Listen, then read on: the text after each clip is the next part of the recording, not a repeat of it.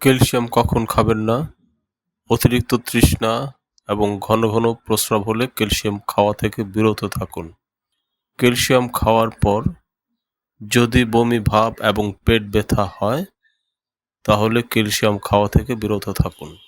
মানসিক বিভ্রান্তি বা বিষণ্ণতা যদি তৈরি হয় তাহলে ক্যালসিয়াম খাওয়া থেকে বিরত থাকুন। ক্যালসিয়াম আপনার জন্য অপরিহার্য হলেও নির্দিষ্ট কিছু পরিস্থিতিতে এটি বিপজ্জনক হয়ে উঠতে পারে।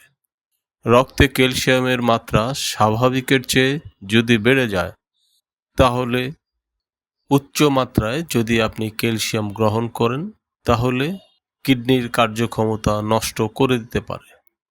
রক্তে খুব বেশি ক্যালসিয়াম থাকলে হৃদস্পন্দন হতে পারে এবং ধমনীতে ক্যালসিয়াম জমে রক্ত চলাচলে বাধা সৃষ্টি করতে পারে।